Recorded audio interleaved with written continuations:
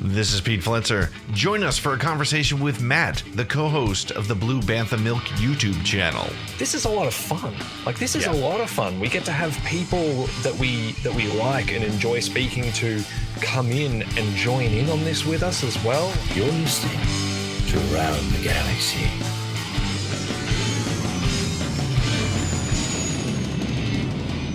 Welcome to episode number 118 of Around the Galaxy, the Star Wars fan talk show. I am your host, Pete Flitzer. Thank you so much for joining us and checking us out. If this is your first visit with Around the Galaxy, make sure to hit like and subscribe. Make sure to share it with a friend or family member, or put it up on your social media channels, tweet about it, put it on the Instagram. Maybe even do a TikTok video. I don't know if you know it, but we actually have a TikTok channel. I have no idea what the hell I'm doing with it, but it's there. You can find us on TikTok, on Instagram, on Twitter, on Facebook by going to ATG Cast. We also have a website, which you can find all this stuff. You can find past interviews. You can find some of my crazy writings, my ramblings, my rants at atgcast.com. We also have a Patreon program, and our Patreon program is a little bit different than others in that at our entry level, which starts at just $3 a month, you will get a link to every single episode as we record it. You'll be part of the live video stream, and as you'll hear in this particular episode, we often take a look at what's happening in the chat and make you a part of the conversation. So please feel free to check out our Patreon. That's available at ATGcast, or you can go to patreon.com/ATGcast. Well, this week, like every week, I am very fortunate to bring you a conversation with a fellow Star Wars fan. And in this case, it's a fellow Star Wars content creator. His name is Matt. He's from an Australian YouTube channel called Blue Bantha Milk Co.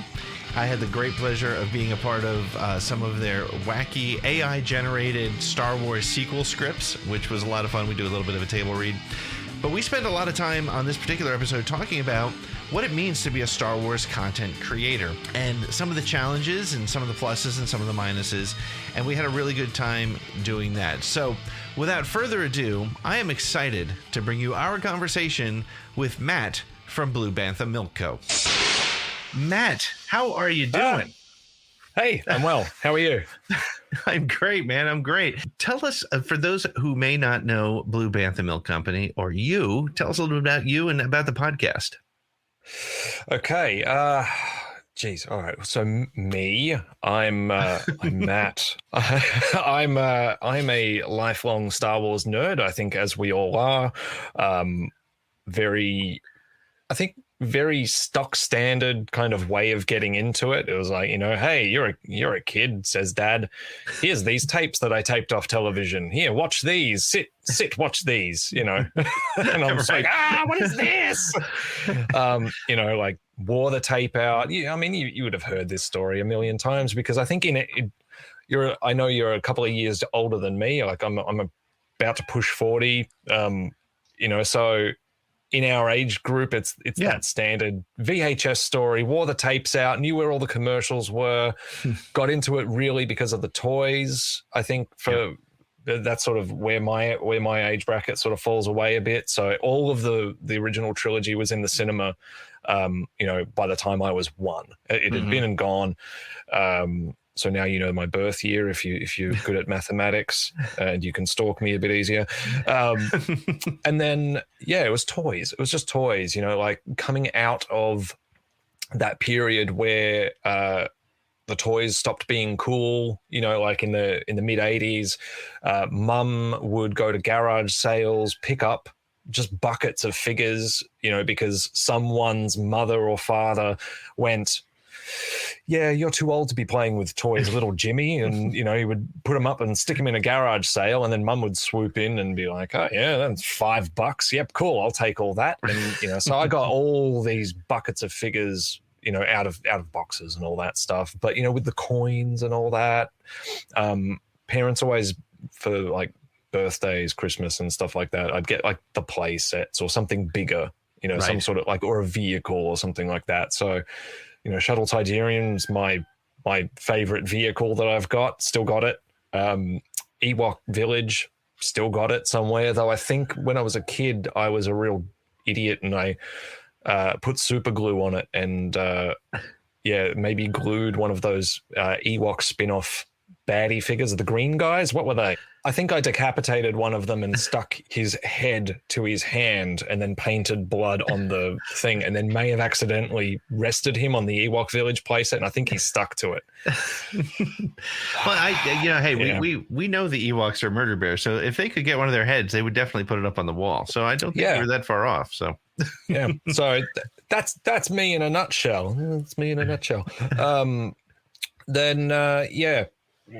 Lived life doing the whole Star Wars thing when it wasn't cool, and played the video games, all that stuff. Didn't really attach with the franchise for a few years in a strong way. I think just life got in the way, and I was the prequels happened, and I was of the internet generation that was on message boards and stuff. And I'll admit I was a shit. Like, I wasn't bad, but I did the thing, like you're in your early 20s and like very impressionable, and then your peers are all saying this is terrible, and you go, oh, it must be terrible, right? And it's what happens on the internet still today. And so anyway, I went off Star Wars for a bit, but it was kind of one of those like little hidden things. You didn't talk about it. You didn't talk about this secret little desire that you had inside you. So fast forward a bit, Disney buy happens, sequel trilogy begins, everything just starts kicking into gear, wakes everything up. There's been an awakening. I felt it. Then, I think it was around Rogue One. I was getting sick of feeling it by myself. So I went and started a Facebook group. And the whole idea was I wanted a Facebook group for people in Melbourne that could, be nerds together, basically, that weren't cosplayers. And that was the kicker, because there were tons of cosplay groups already, but not just casual Melbourne geek Star Wars fan groups, not on Facebook. So started one, got a few hundred people into it. Had a couple of social events, and at the same time, I'd been watching YouTube, Star Wars Explained, and at the time, a few other pods and YouTube channels and stuff that I since won't touch, with a 10-foot pole, because they've just gone to the dark side. But they were still kind of influential in that sense. I was like, oh wait, you can get on the internet and talk about things, not just faff about. Like you can talk about serious things. And then the video essayists, started being influential, and decided to start a YouTube channel. Started as a video essay channel, because that's what you do, obviously. And obviously we've morphed since then. Sometime in between that, Sean jumped in. He was in the group, and he was really active in the Facebook group. We got along really well. And I was like, come aboard. And so we did. And we always thought that we'd be eventually working up to writing stuff together that was not necessarily video essays, but fiction.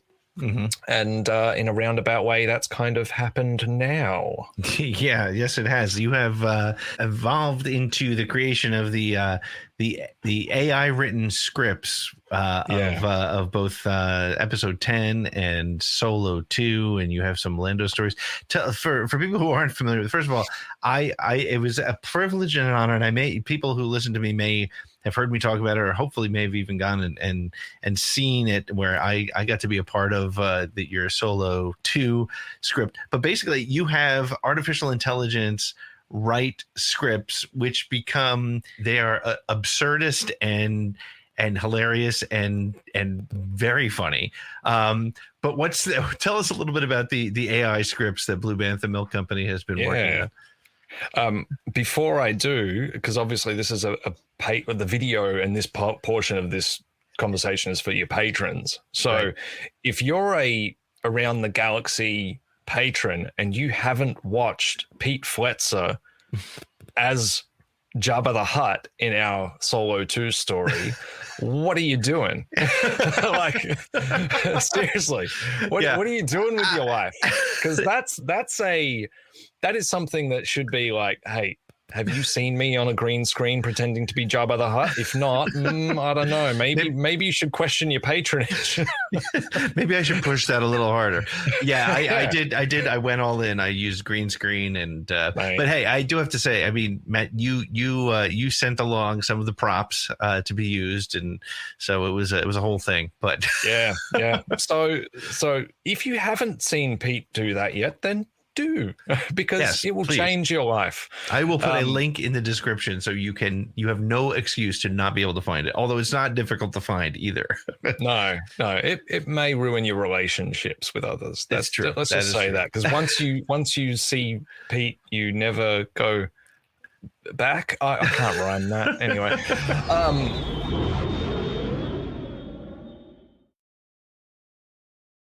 This is Jason Fry. You're listening to Around the Galaxy.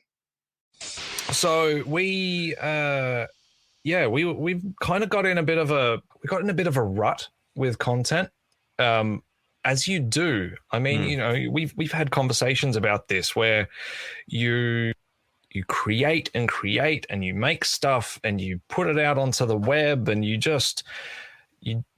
fighting against an algorithm constantly, and you just don't feel as though you're doing your best work, right? You don't feel like it's really hitting home. And I thought we were doing some good stuff, but it just wasn't hitting the spot. And that's, I think, a combination of a lot of things. Some of it is like audience retention and stuff like that. It's like, and I'd been feeling for a while that, the whole video essay thing is kind of a done deal. Like, there's the people that do it and the people that are known for doing it, and cracking into that is really hard. Right. Like, unless you're, look, I think we're good, but I don't think that, we were fantastic at that. We hadn't quite hit the stride yet. We were getting there. Right. But even still, we're just Star Wars, and that's kind of niche. Star Wars people on YouTube, for the most part, want lore. They want lore explanations. Right. Like, that's something we found quite a bit from feedback. Like we just always get these comments, particularly early on. It's like, your channel would be so much better if you just focused on the canon and the lore and what happened. I was like, there's 12 channels that do that. But, at least 12 channels. At least 12. Yeah. And they would do it a lot better, because I'm not a great reader. Like, it takes me months to read a book, Right. So unless you want to watch me just read Wikipedia. So anyway, I'd been seeing stuff pop up on YouTube about artificial intelligence, and people had been playing with this concept, and I was in the car and I was like, oh, what if we did that, but we used it to write Star Wars stories and perform them and all this stuff. And so I ran it by Sean. He's like, yep, we're doing it. And I'm like, yeah, okay, cool. So I learned how to use this AI generation tool called Infokit, which is a bit of a learning curve. But yeah, basically, you teach it what you want it to write about, and the setting and the characters. And that's the big part, is the setting. So we're like, all right, it's got to be episode 10. So it's got to have the context of all 9 films. So we made this one Google Doc with screenplays for all 9, and it's a big doc. Like, you try opening it and it would just take forever to load. And then you loaded in all 9 scripts. All 9. Okay. So it's like, select all, copy, go into Infokit, paste, wait a minute. And then it goes bump in. And then it's like, what do you do? And so from there, you have to tell it where to pick up the story. Because if you just hit go, and we tried it, you hit go and it will pick up from Rey on Tatooine. Okay. And, the joke I always have is like, even a really dumb AI knows that she doesn't live there forever, because no matter how many times we try it, she'd have a quick conversation with the woman and the camel, the woman with the space camel. She'd have a little more conversation with her, and then she'd jet off somewhere every time. So anyway, let's not rant about that too much. So you have to write a thing. So it's like, opening crawl, however many years later, where are you going to pick up the story? And then you hit go. And then from there, you start building scenes out. You start getting new characters, old characters, and you start getting, I guess, it starts fleshing out a scene for you, mainly with dialogue. It doesn't give you much exposition.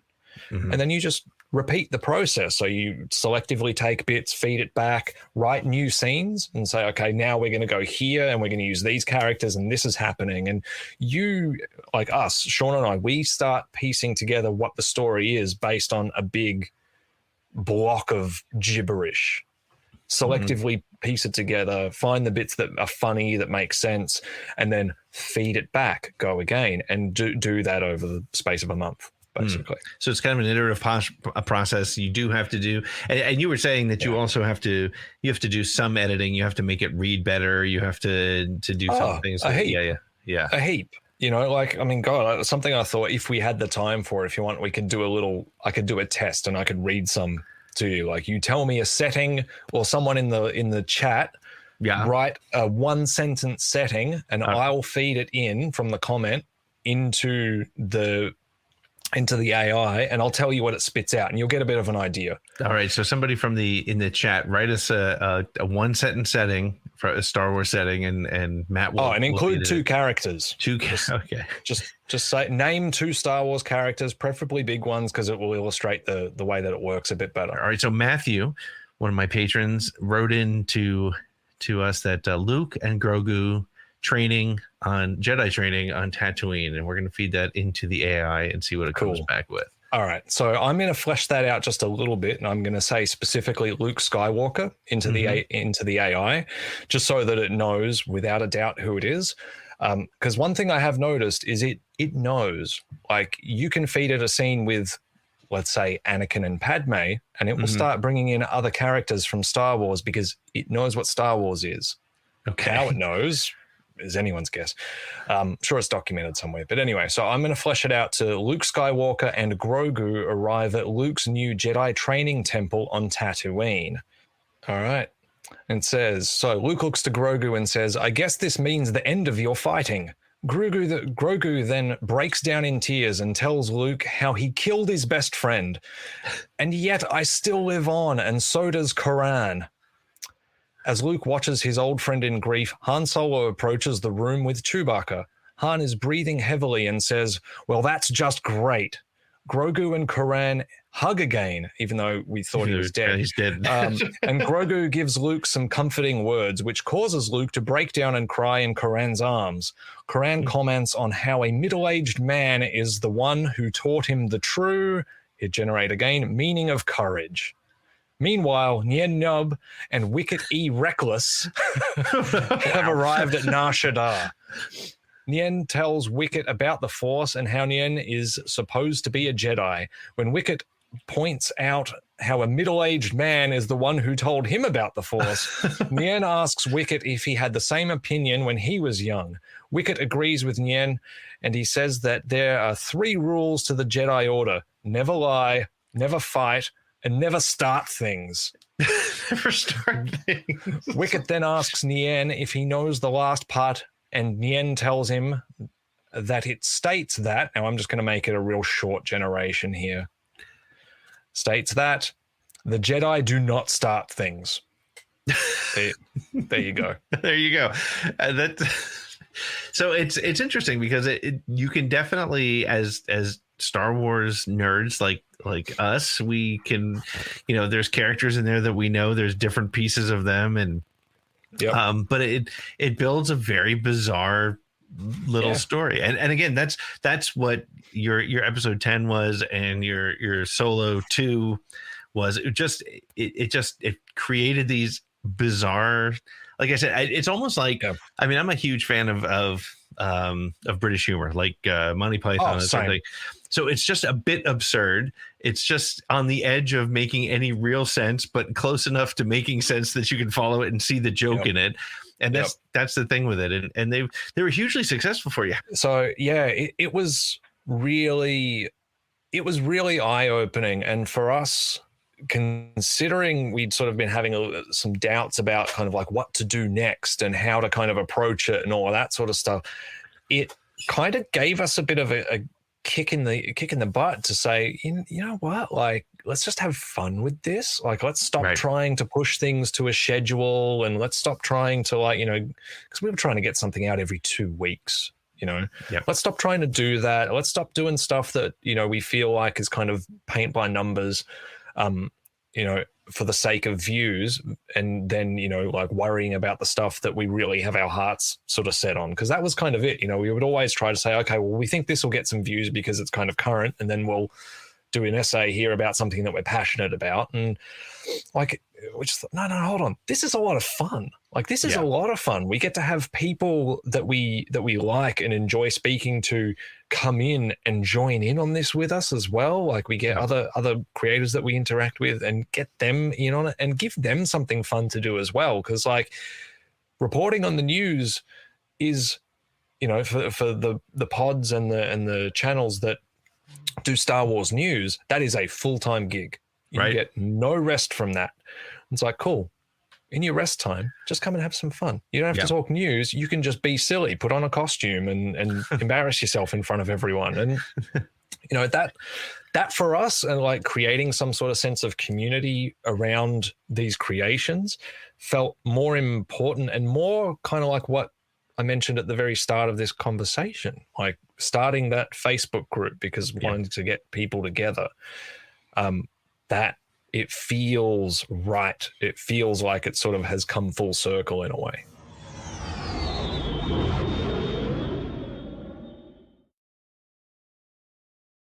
This is Eric Walker, and you're listening to Around the Galaxy with Pete Fletzer.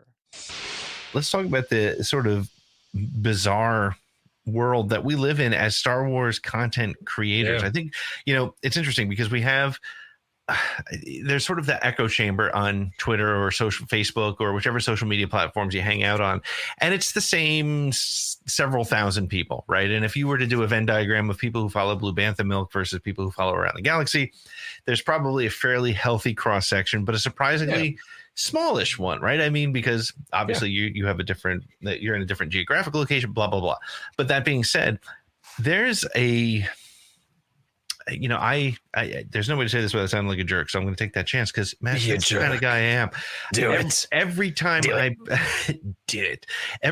I open up Twitter, there's another podcast or another YouTube channel or another piece of content creation, which I'm so happy to see because that means that the Star Wars community is alive and well and excited. But at the same time, to the point you were making, and maybe not making this point directly, but referring to is, do you ever feel like, geez, there's too much content creators, or do you feel like we happen to see that side of the world because we are content creators? So it appears that there's more content creators than there really are. I don't think that there's too much. I think that it's more the latter. Like there's always going to be just volumes of this kind of content now because all the tools are there. Everyone's got them and anyone can do it. And it gets easier and easier with every OS update and all that sort of stuff, with every bit of software, with every browser update, something gets easier. Yep.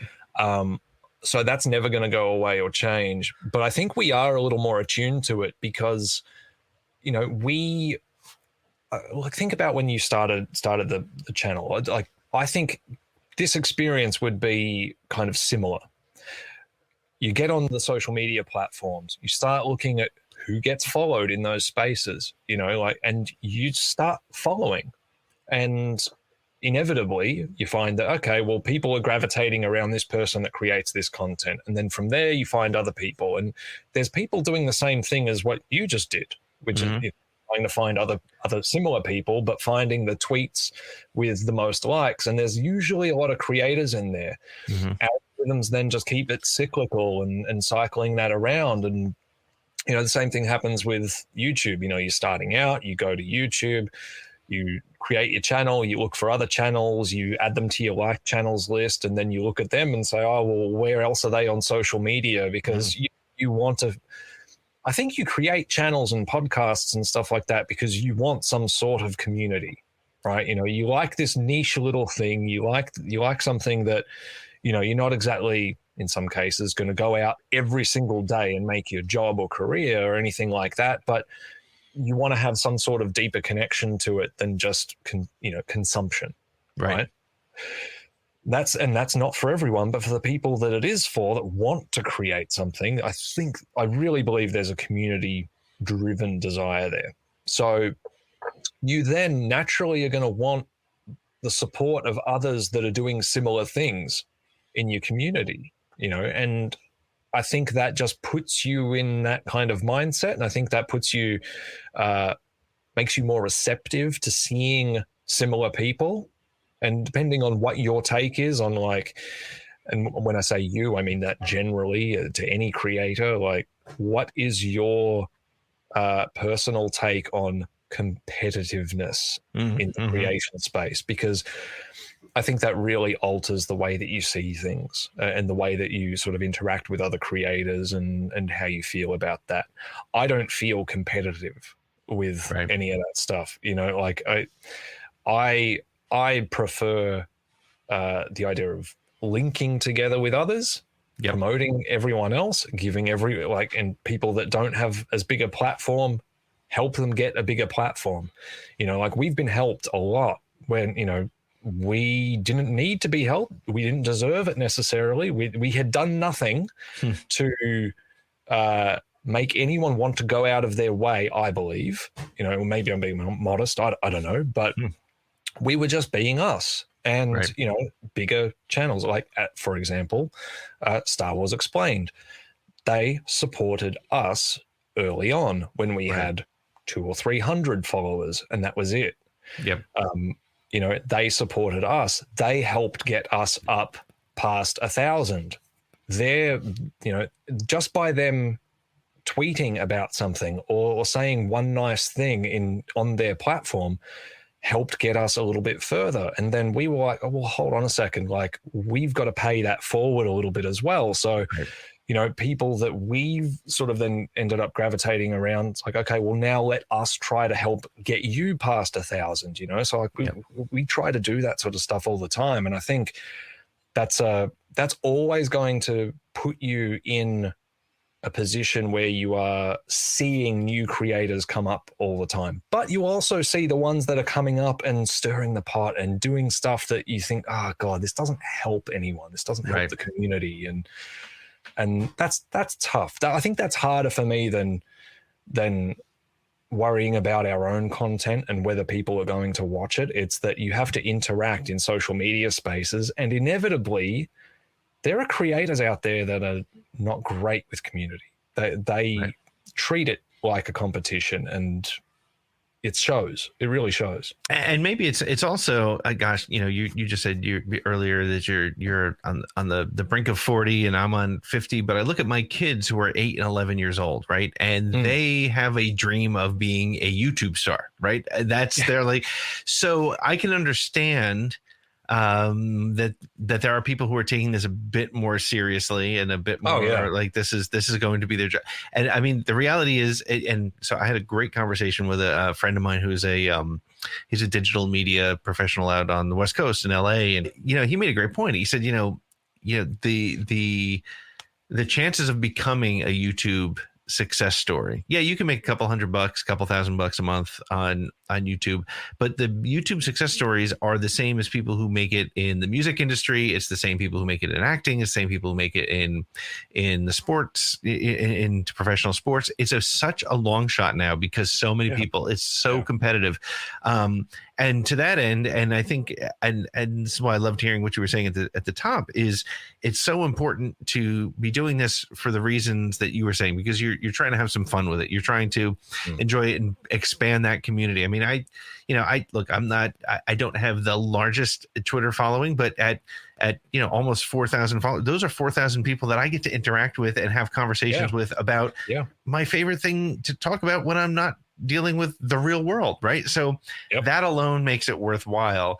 And once it becomes incredibly precious to people, those are, to your point, those are the people that I don't want to interact with. People who and this isn't the right time or place to share examples, but there's people who I think people would be surprised are really very overprotective of their quote unquote social media brand or their podcast brand. And it's weird. I mean, it is weird to me because look, I'm with you, and I love that perspective because, yeah, to your point, I think ninth show I had Anthony Bresnikin on the show because he was one of those guys that was like, yeah, I'm up here. I'm at the time he was Entertainment Weekly, but he wanted to help people who had an interesting story to tell get there. Star Wars Explained was super cool to me from the get-go. And I've told them twice on the two times they were on my show. It's like, you were the guys that I was like listening to and following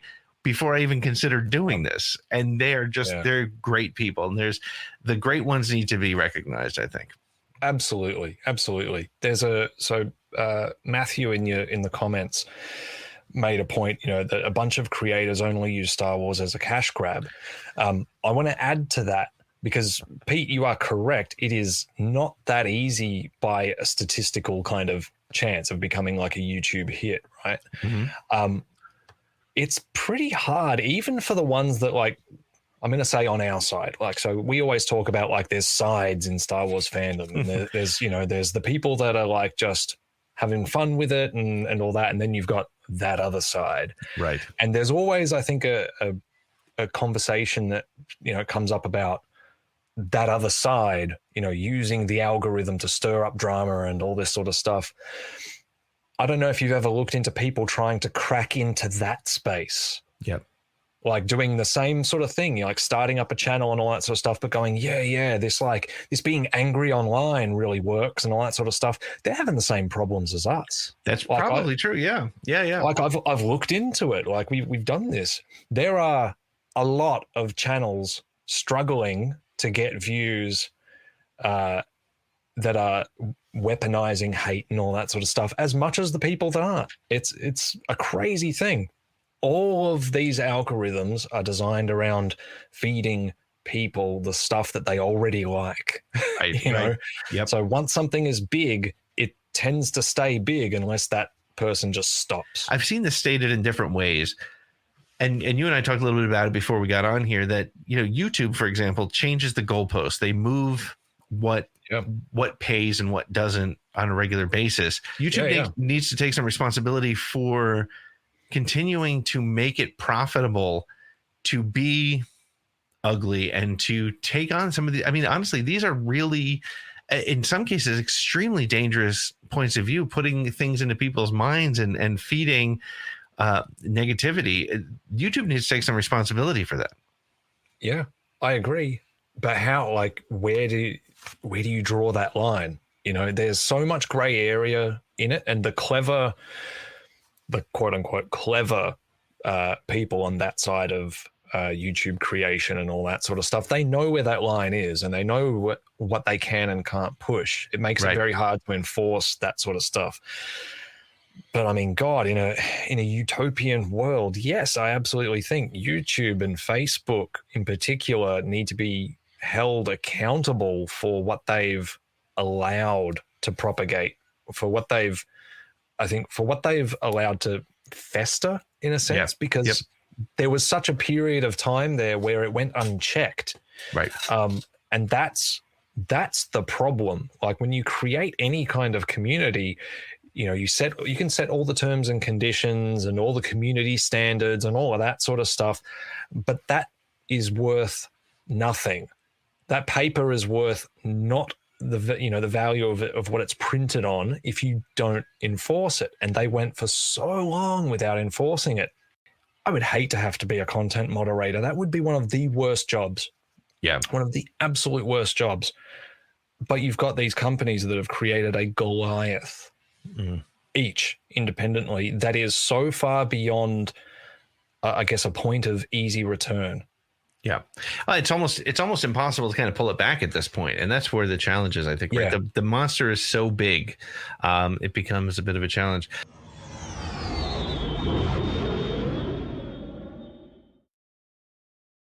This is Scott Chernoff, and you're listening to Around the Galaxy with Pete. Andrew, one of our patrons, asked if he sees or if we see some of these channels or creators disappearing as YouTube and social media continue to saturate. I'll start with a quick sort of thing. One of the things as I got into this 2 years ago, so Around the Galaxy is about 2 years and a couple months old. And at one point, I looked at it just as I was saying before, geez, there's so many content creators to like, how do I compete and do I compete and what, and that also helped me get, again, that mindset of this is not a competition. This is creating something I love to do. But the mindset was that eventually this will dissipate. Fewer people will engage in content creation. But I haven't seen us reach that saturation point. What's your thoughts on it? I see it a little bit already.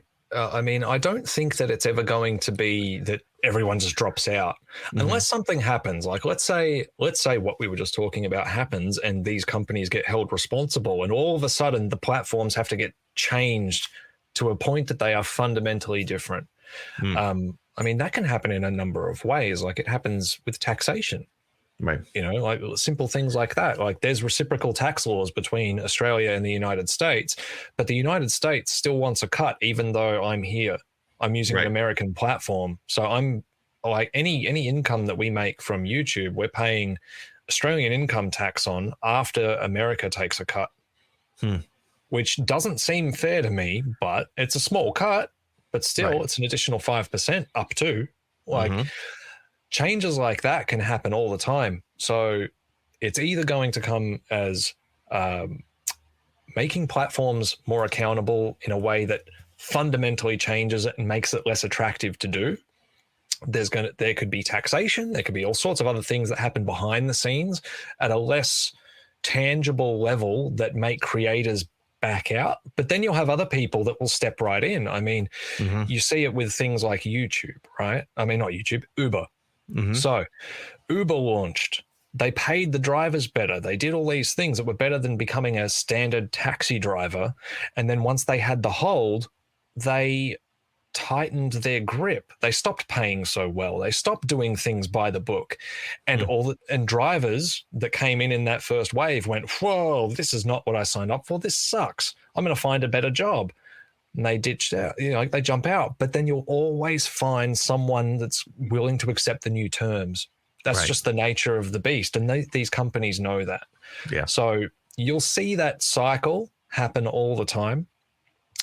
You see it a bit because obviously there's always going to be creators that I guess they believe the hype, they believe the marketing that YouTube puts out and all this. It's like, generate an income and all this sort of stuff. And so it's I feel like it's a really attractive thing to be like, I can take control just like an Uber driver. I can take control. I can work as much as I want. I can grind and make some money. And there's always going to be people that do that and don't get the results they want and step out and go, I've been doing this for 6 whole months and no one's, no one's watched and I'm going to leave.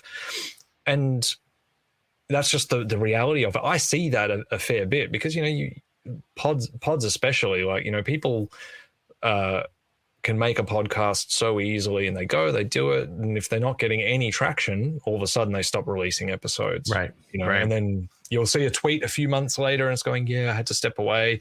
It just wasn't doing what I wanted it to do. And it's like, okay, Well, I also think a lot of it has to do with the fact that that we've been in lockdown for a year and change, and I can honestly say that some of the relationships built through the podcast and through social media have sort of buoyed me through some of these incredibly stressful times. And hey, I love my family, I love my kids, but if I couldn't talk about Star Wars with people on a regular basis, that would be an odd thing.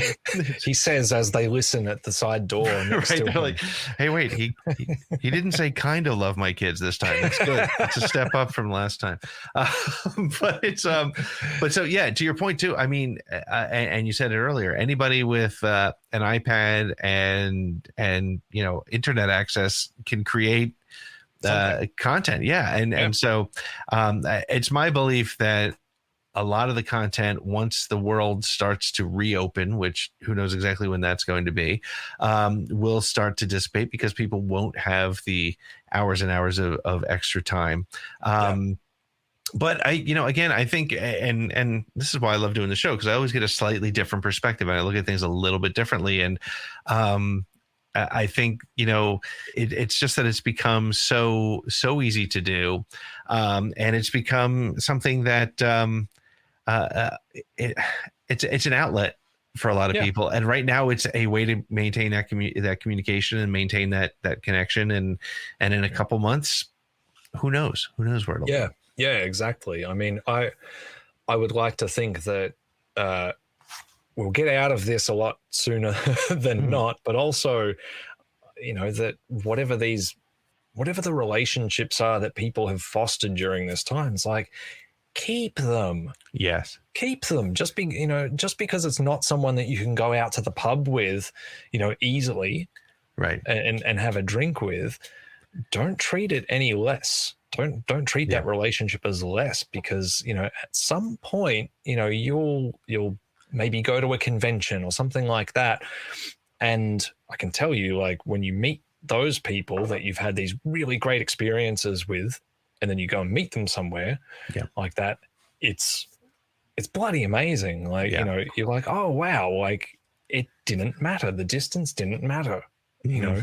Here's my long-time old friend, that I've never seen before, or whatever it may be. Like, just foster that stuff. Don't just go, oh yeah, business as usual, and all right, cool, I've got my friends from high school, I think that's an important point. I think, Catherine, who is one of your patrons, Catherine Dean, said that her Star Wars family got her through the lockdown. And I think that's really important. I mean, I say it, and it's interesting. Scotty J. Rowe from Bombadcast and I have, he's literally half my age, and I joke around. I'm like, he's like the son I never knew I had, but we've become really good friends, and I cannot wait to meet him and spend time and actually hang. And those relationships, the relationships that have been built, are just as real as anything that would have happened in the quote unquote real world. In fact, I guess you could almost look at it as it's been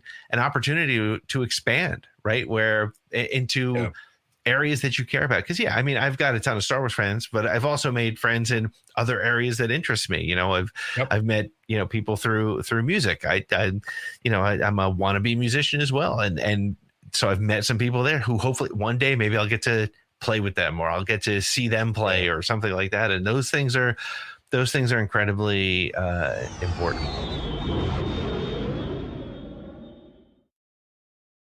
Hey everybody, this is Jermaine Lucia from IO9, and you're listening to Around the Galaxy. So I do have my 10 question segment of the show. Oh, so if you're ready for those, let me throw those questions. So I'll throw them at you and we'll see how it goes. Okay. So the first question. I haven't prepped. You haven't prepped because I didn't send them to you. No, you didn't. Do you normally? I was going to ask. Do you normally? I'll tell you, the only people I send them to is Lucasfilm talent, who their agents or Lucasfilm says we have to see every question you're going to ask, and then I don't skip to the script anyway. But now they're listening and saying, that bastard, we told them that. So here we go. The first one though is hasn't changed in 118 episodes, whatever. What is your favorite Star Wars movie, TV show, or book? The Last Jedi. Yeah, easily The Last Jedi. And it wasn't at the beginning. It took maybe 2 or 3 watches, because I think like a few people, you came out of that, and were like, whoa, whoa, something. This was big. Yeah, this is something happened here. But yeah, once I sort of got past that, I mean, God, I laid in bed that night after watching it. I didn't sleep the whole night. I just laid there staring at the ceiling. The next day I had to work and I felt stuffed. But then I went and watched it again the same day. I had back-to-back nights booked, and that second viewing, I went, oh, I just watched something kind of special. Yeah. So yeah, it's The Last Jedi. So what's your favorite non-Star Wars movie? That changes. Yeah. That changes quite a bit. Obviously, because I watch a lot of things. I would say it's probably Arrival. Oh wow! Yeah, that movie. I remember when I saw it for the first time, and kind of the ending happens, and the whole plot all of a sudden makes sense, like complete sense. I mean, it always made sense in this linear story, but like, I guess for anyone that hasn't seen it, I won't spoil it. But just when you get to the end and you realize what you'd just been seeing and the how and the why events were happening, and how much of an emotional impact that has on the main characters, it moved me deeply, and it always does. Like, you know, I've watched it a couple of times since, and I don't think I ever come out of that viewing, you know, feeling any different about it. I'm always just kind of like, single time, like overjoyed, gutted at the same time, just like, oh. So yeah, Arrival. Cool. Name an actor who's not in a Star Wars movie that you'd like to see in a Star Wars movie, and what kind of character do you think they could play? Oh God. This one's hard. This one's really hard because, like, you know, when you ask something like that, the first thing you go to is always like the actors that you know, but every single time I go, nah, they're too big. They're too well known.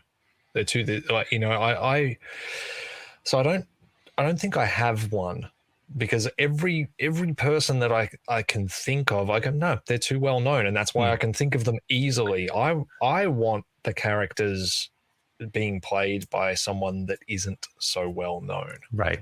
You know, and that's if I was going to have a gripe about some of the TV stuff, you know, like all the cameos of people that you kind of know, and these getting actors in that we're all familiar with and stuff like that. So stop doing that.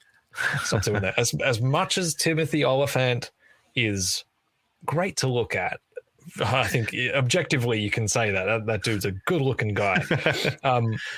You know, and how cool it was having him and what's his name playing the barkeep. The guy from Deadwood. Yeah, from Deadwood. Yeah. Having that little reunion was really cool. Yeah. But, you know, like, let's just take it easy with cameos of people that we know. Like, just give people that need the shot or have like really great talent that are unheard of, like, give them the go, because immersion is better. And it can be a really powerful launching pad. Yeah. Like, it can be fraught with danger, obviously, but give it to people that we don't know.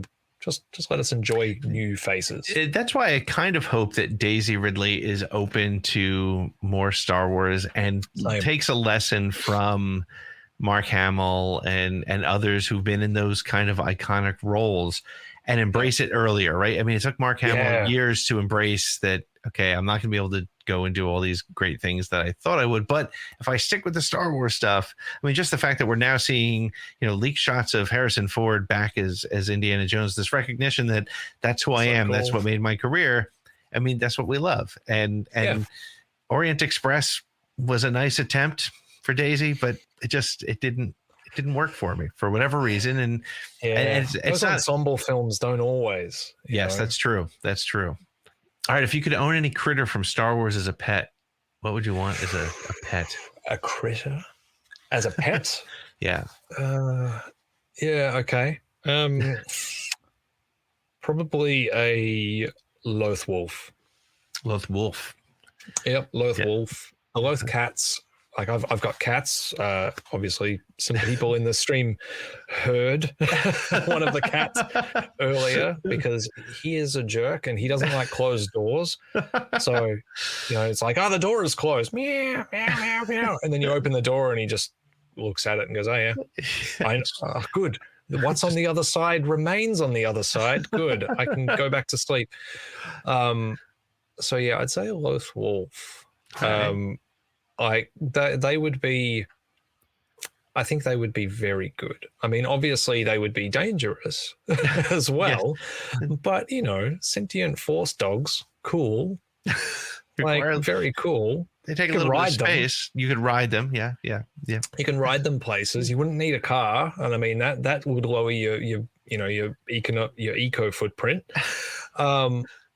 I mean, yeah, maybe they need to eat a lot. They probably need to eat a lot of other animals and stuff like that. I don't know what they eat.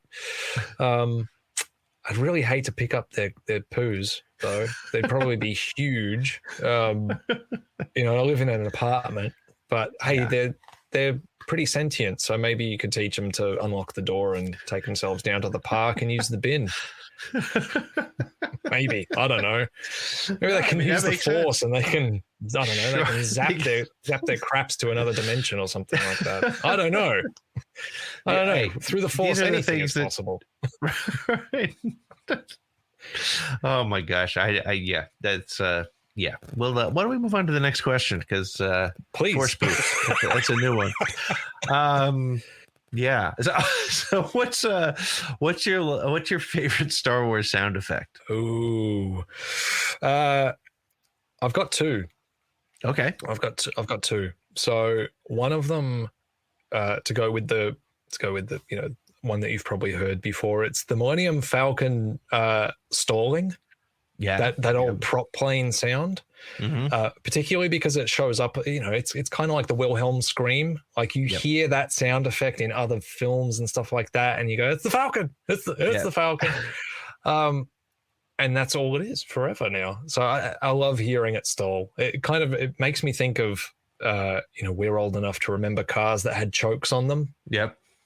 I remember learning to drive in a car that had a choke, and you like start the engine and it would go, and then the engine was cold. Oh no. And it would go, oh, no, I can't stay on. And it would go, and it makes me think of that sort of stuff. And the second one is, when the camera gets close enough to Kylo's lightsaber, his crossguard rippling, the sound of it rippling and sparking and whatnot, particularly in The Force Awakens when him and Rey are having that close up, you need a teacher. That scene when it's real close. Yeah, the Han killer, the sound of the Han killer, that sound, I think it's just really good. Like it's so crisp. It's such a good sound. Who's your favorite droid? That has changed over the years. I remember when I was a kid, I didn't like him, but as an adult, I've come to appreciate him completely. It's 3PO. Like, R2 is R2, right? And like they're a very close one and two. And I wish that we had more R2 in the sequel trilogy. I really do. It's unfortunate, but that comical side of 3PO with just his terrible dad jokey kind of one-liners and that old style kind of quippy comedy, that you don't see a lot. It's corny. Like it's really corny. And I feel like that quality of joke is in all of Star Wars, like in different ways, but he just really hammers it home like so well. And I mean, Anthony Daniels is, God, I mean, like you can say what you will about Anthony Daniels when you put him on a stage and he just like likes to take over and whatnot. Right. But it's like, I love that about him. Yeah. Like he and 3PO are one and the same to me. Like they are the same person. Yes. Yeah, and his biography is fantastic, and I haven't read it. The only way to read it, in my opinion, is to get the audiobook like I did, so that way you're getting it from him.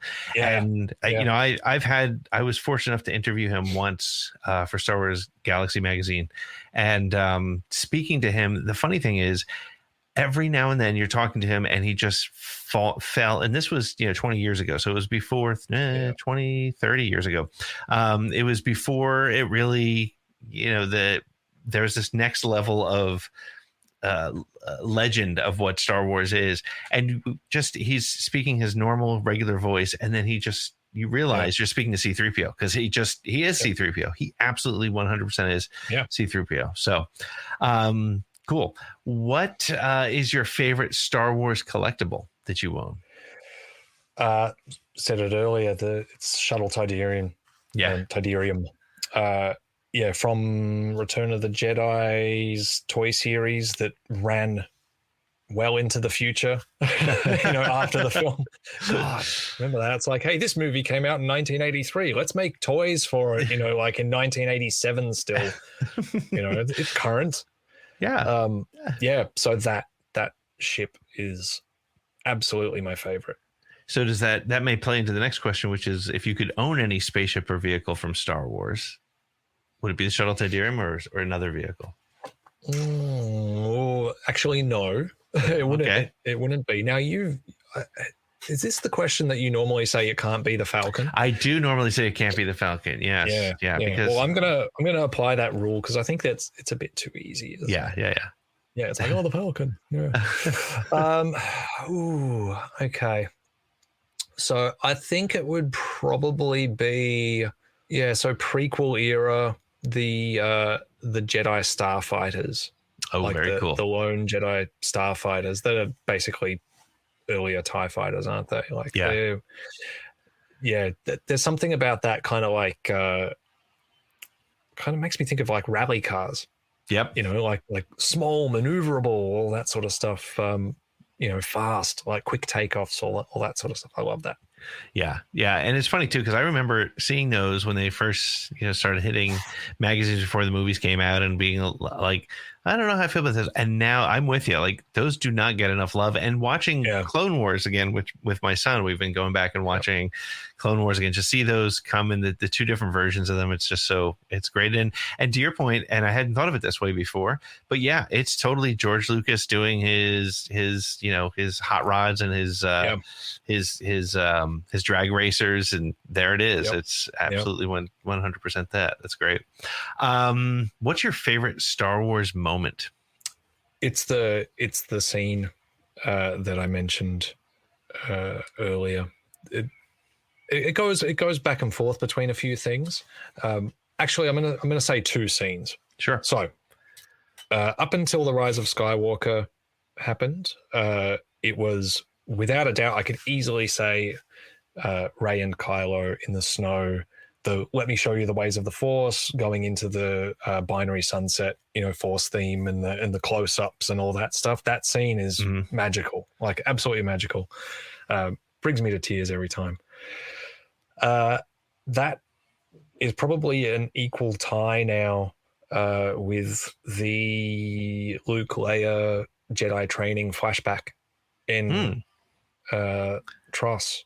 Easily now that scene for me is like, whoa, up there. Just such kind of like validation and payoff finally for Leia. It's always been building to it, obviously, and we all wish that Carrie Fisher was alive to have been able to do it. To have those scenes, and play them live and all that for real, but.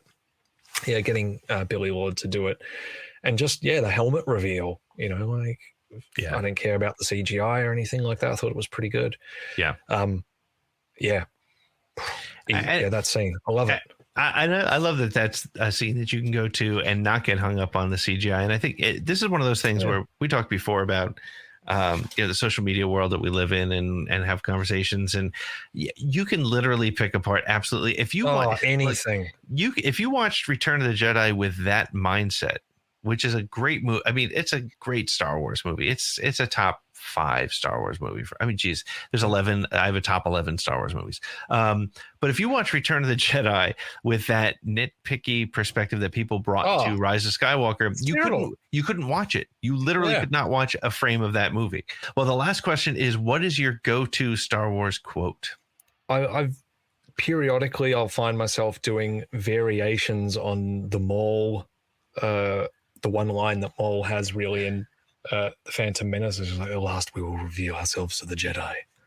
At last we'll have our revenge. But that's like a couple of times in conversations, like, at last I'll reveal my butt to the, whatever. What kind of conversations are you having, man? Oh, you know, Pete. That's hilarious. It is funny, Yeah. like how that's why I would go with go-to quote, because when I was saying favorite quote, like I think people feel like you need to be I need to be very stoic and thinking about what. But the reality is, as a Star Wars fan, you have that one thing that you go to. You have that bizarre line that is just, that's your line, and you drive your friends crazy with it, and it comes up at the strangest times, and it's and that's great. That's one of the great things. For fun, I thought I'd put that into the AI, and it gave me something funny. So I wrote in, my favorite quote in all of Star Wars is, and it says that my favorite quote is, "Rebel scum, we hate you. You're nothing but a bunch of dark Siths." That was perfect. Matt, tell people where they can find you on the interwebs. Go to YouTube. That's it, really. Like, go to YouTube, search in Blue Bantha Milk Co. Don't forget the Co. Otherwise, you just get recipes for blue milk drinks. It's ridiculous. So search that and you will find us, and then hit the subscribe button. And from there, if you want to hear me talk about butts, go on Twitter. That's at Blue Bantha Milk. Sometimes I talk about Star Wars as well. I do most of the tweeting there. Sean every now and then will throw a tweet into Buffer. So we use Buffer to queue up tweets and whatnot, because both of us can't really spend a lot of time on social media during the day when all of you Americans are awake.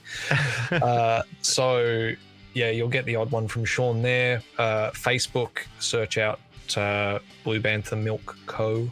And if you want to join in on our Facebook group, we've got a cool little group activity going on at the moment where Sean is doing like a battle royale of favorite characters. Awesome. We'll be doing something with the winners, which we'll reveal that at a later date. But I think we're up to round 5, and you'll find that just by searching for Blue Bantha Milk Co. And there's a group called Blue Bantha Milkers.